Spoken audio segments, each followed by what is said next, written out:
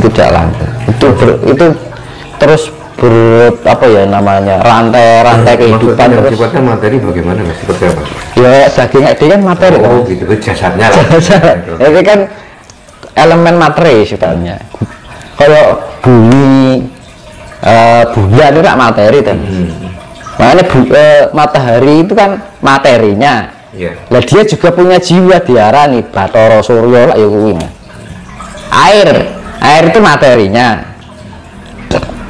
Air ini juga punya jiwa ya namanya, disebut nih Bathara Indra atau Dewa Indra kan ngono Mas. Nah listrik ya kayak petir kan listrik ya Mas. Ya dewanya lah dewa wungkupan kan ngono, dewa bongkokan kan misalnya. Nah kita juga punya listrik. Nah, cuman skala buminya skalanya gede kan ngono. Yo kayak adewi kan kandungan airnya juga sedikit nih manusia. Kalau bumi kan ya samudra atau sungai gitu kan, skalanya besar. Bahkan listrik ya kayak petir itu ya nyawone bumi ini. Ya kita juga punya petir. Ini sing jroning awak nih sifatnya itu ya sing diarani nyawa. Kan itu lah, nyawa itu unsur listrik. Nah, unsur listriknya apa? Karena ada pergerakan 4 unsur alam ini, maka terciptalah energi kelistrikan. Nah, karena apa? Di dalam 4 unsur alam ini terjadi energi magnet. Kan ada pergerakan magnet itu, maka terciptanya energi listrik. Sebaliknya, ketika ada energi listrik juga bisa menciptakan energi magnetik. Makanya dinamo kalau Mas, dinamo diputarkan akan menghasilkan listrik toh. Nah, ada lagi listrik dipertemukan bisa menimbulkan magnetik. Podo wae. Itu sebenarnya sistem kelistrikan magnetika itu juga sama di dalam proses di dalam diri kita, cuman sifatnya biotik dan abiotik. Ya, kalau dinamo kan abiotik sifatnya, benda non tidak hidup kan. Kalau kita kan benda hidup.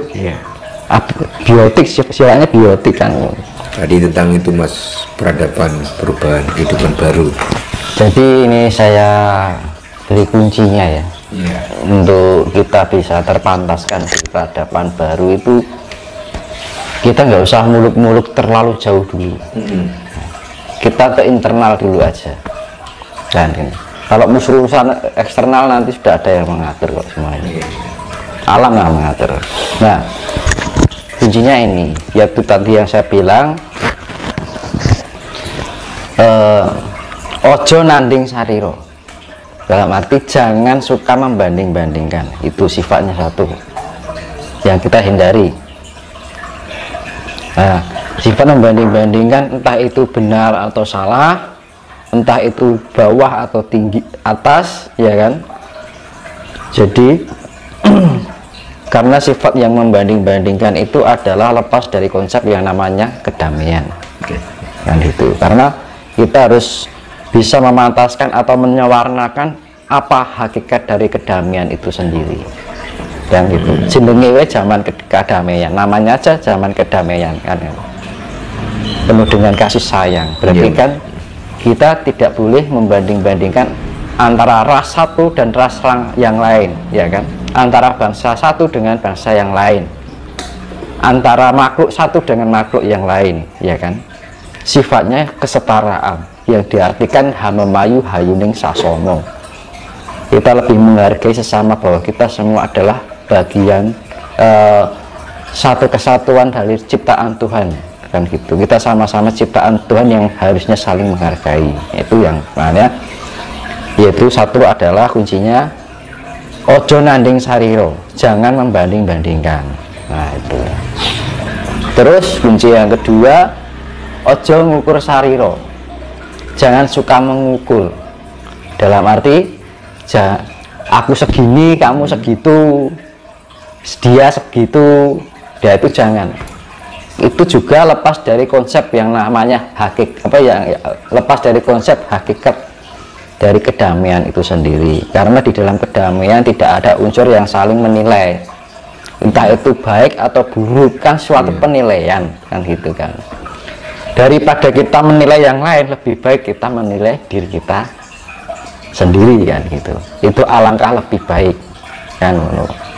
Karena menilai dengan memberikan saran lain, beda Mas. Nah, beda kan. Kalau menilai itu sifatnya menjudge atau menghakimi.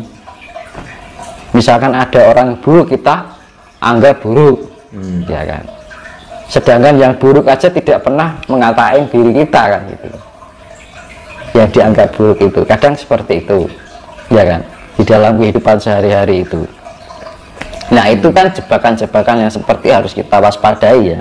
Ya sifat nanding sariro atau membanding-bandingkan, terus sifat yang mengukur sariro, yang sifatnya mengukur tinggi rendahnya seseorang, entah itu dari secara keilmuan, pengetahuan, ya kan, dari ajaran, adat istiadat, jangan. Nah itu sifatnya jangan istilahnya ojo ngukur sariro. Nah itu yang kedua. Terus yang ketiga, harus mempunyai sifat tepo sariro. Tepo sariro itu kita lebih bisa memahami yang dari luar dari kita, yaitu entah itu pada hewan, entah itu pada tumbuhan, entah itu pada manusia, ya kan. Itu sifatnya hamamayu hayuning sasomo juga, ya. Kita lebih menghargai, menghormati makhluk lain, entah itu tumbuhan, entah itu hewan, apalagi sesama manusia gitu kan. Kita lebih mempunyai sifat pri kemanusiawian, nah kan. Tapi yang terjadi sekarang kan udah kehilangan itu semua. Lah kok ibaratnya, lah kok orang saudara sendiri banyak kena gitu kan. Saudara makan saudara, teman makan teman, ya kan. Nah makanya untuk bisa terpantaskan di peradaban baru, kuncinya yang ketiga itu tadi adalah tepo sariro. Kita menghargai dan menghormati, memahami orang lain. Nah, itu yang keempat, mawas diri. Itu lebih condong pada hamamayu hayuning diri. Kita lebih bisa mengolah diri, menganalisa diri, mempelajari segala apa yang ada di dalam diri kita, kekurangan kita apa, ya kan, yang sifatnya lebih ke introspeksi. Nah jadi lebih baik kita menilai diri kita sendiri daripada kita menilai orang lain. Nah ibarat sebelum kita harus mawas diri, jika tidak ingin disakiti jangan menyakiti, ya kan. Jika tidak ingin direndahkan jangan merendahkan. Karena apa? Tidak ada yang ditinggikan selama kita masih bisa mau merendahkan. Tidak ada kebenaran jika kita masih mau menyalahkan. Nah, wong Jawa kan rata nyalah-nyalahke wong, rata nyalah-nyalahke ajarane wong liya kan. Selalu mengalah Mas. Nah, gitu. Meskipun tidak-injak tapi terus mengalah. Enggak pernah istilahnya ngukur ajaranku itu paling sempurna di dunia ini. Nah, itu masuk pada sifat ngukur sariro. Nah, itu tidak terjadi pada leluhur kita orang Jawa. Tapi malah sering diukur-ukur dengan ajaran lain kan gitu. Bahkan kalau bisa mau dimusnahkan. Nah, itu. Ada yang sifatnya merasa paling baik, paling sempurna. Itu yang namanya masih mengukur. Nah, itu. Nah, itu yang tidak dipantaskan di peradaban baru. Nah, itu tadi mawas diri ya. Mawas diri itu lebih ke introspeksi diri, lebih kita bisa memahami diri kita sendiri, menganalisa diri kita, menganalisa apa yang kita pikirkan, menganalisa apa yang kita rasakan, menganalisa pancaran apa yang kita berikan, dan menganalisa apa yang menjadi perilaku kita yang namanya. Kalau sudah kita bisa menerapkan itu, maka terciptalah budi pekerti. Nah, itu yang namanya arti konsep dari budi pekerti sebenarnya itu. Banyak orang yang mengatakan budi pekerti ini, tapi apa? Di zaman sekarang itu hanya wacana aja kan itu. Banyak kan gitu. Nah, makanya kita mulai kembali untuk menggali apa arti ya hakikat dari budi pekerti itu secara hakiki kan gitu. Nah, ini yang keempat yaitu mawas diri ya. Yang kelima adalah mulat sariro. Mulat itu melihat, sariro itu kita, diri kita. Dalam arti bercermin kan gitu kan. Nah kalau kita sudah bisa mulat sariro, berarti kita kalau kita sudah menjalankan yang 4 tadi, yang pertama adalah jangan ojo nanding sariro, tidak membanding-bandingkan orang lain, ya kan, dengan yang lain. Terus kedua, tidak ojo ngukur sariro, orang ngukur sijilan liane, tidak membanding-bandingkan antara satu dengan yang lain. Terus ketiga, sifatnya tapo sariro, kita lebih bisa memahami yang lain, ya kan. Mawas diri, kita lebih bisa memahami atau menganalisa diri kita sendiri, yang sifatnya introspeksi. Nah kalau 4 ini sudah dijalankan, maka akan ketemu adalah mulat sariro, kita bisa lebih memahami jati diri kita sendiri.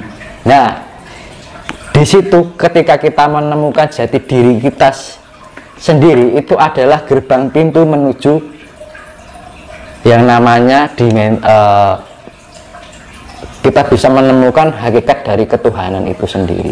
Oh gitu ya. Nah itu jadi jangan harap bisa bertemu istilahnya jangan harap bisa mengenal Tuhan jika tidak bisa mengenal jati diri kita sendiri. Jika ada orang yang mengaku sudah dekat dengan Tuhan, dekat dengan yang sifat istilah nama apalah yang diibaratkan dari nama lain dari Tuhan,